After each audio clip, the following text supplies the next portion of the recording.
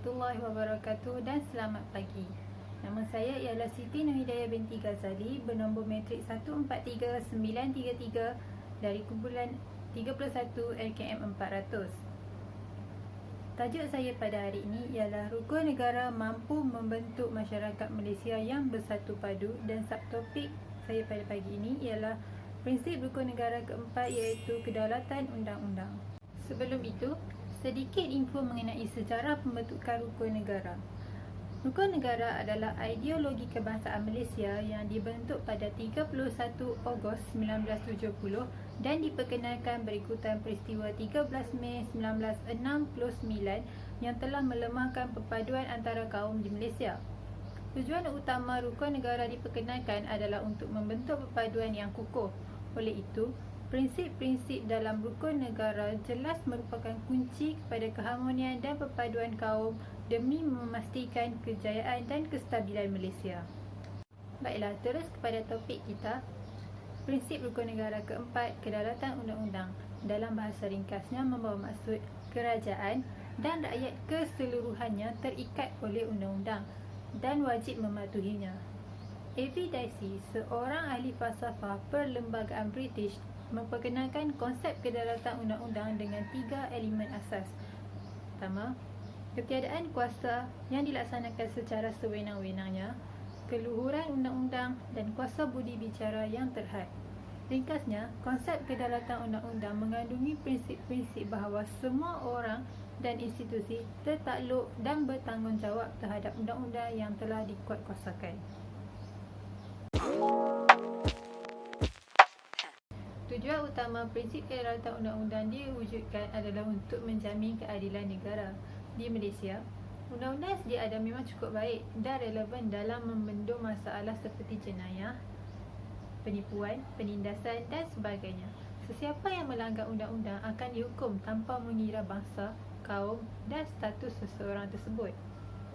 Keadaan ini dapat dibuktikan dalam mana kes-kes jenayah berada pada indeka lebih rendah berbanding negara-negara lain di rantau ini. Keadaan masih terkawal kerana setiap rakyat Malaysia memahami situasi ini. Aspek keselamatan dan keamanan harus dipelihara selamanya. Selain itu, prinsip ini bertujuan untuk memberi kebebasan asasi kepada setiap warga negara Malaysia. Kebebasan ini termasuklah kebebasan seseorang, perlindungan di mana sama di sisi undang-undang, kebebasan beragama, kebebasan memiliki harta benda dan perlindungan daripada dibuang negeri. Undang-undang berasaskan perlembagaan harus diterima dan dipertahankan kedaulatannya. Hal ini demikian kerana perlembagaan memberi rakyat kita hak bersuara, hak berhimpun, hak menubuhkan persatuan dan hak memberi buah fikiran. Hak-hak ini boleh digunakan dengan bebas asalkan tidak melanggar sekatan-sekatan yang dikenakan oleh undang-undang. Setiap negara memerlukan undang-undang untuk mengawal dan mewujudkan masyarakat yang aman, stabil dan makmur.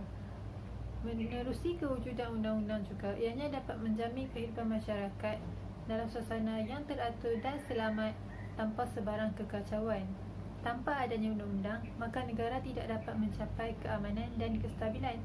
Walau bagaimanapun, malangnya kini, terdapat ramai daripada masyarakat Malaysia yang tidak begitu memahami prinsip rukun negara. Bahkan ada yang tidak mengetahuinya sama sekali. Bagaimana kita menggelar diri kita rakyat Malaysia jika kita tidak mengetahui prinsip-prinsip rukun negara? Jadi di sini saya senaraikan beberapa implikasi negatif khasnya dalam tata cara kehidupan masyarakat sekiranya kita tidak menghayati rukun negara.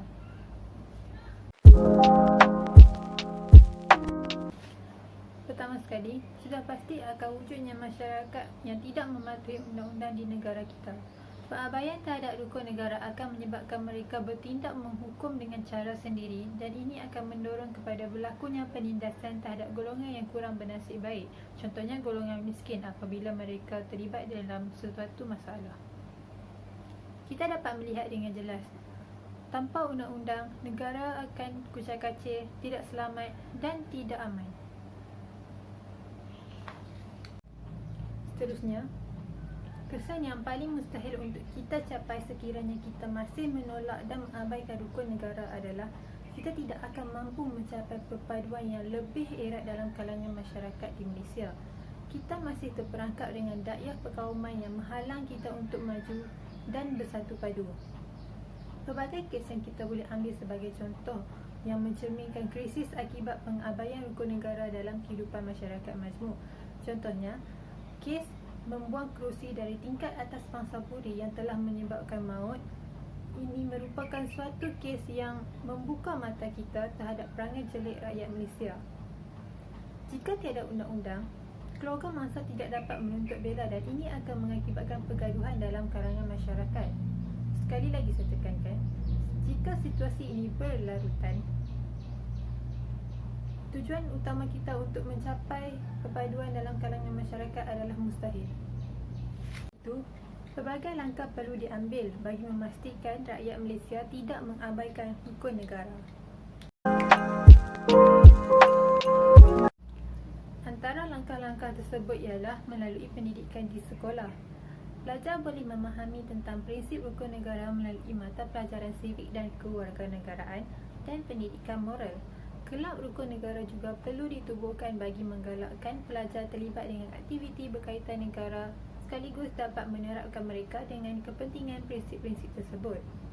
Selain itu, peranan media massa elektronik seperti televisyen atau internet boleh menyiarkan iklan atau program yang memberi kesedaran kepada penonton tentang kepentingan menghayati rukun negara.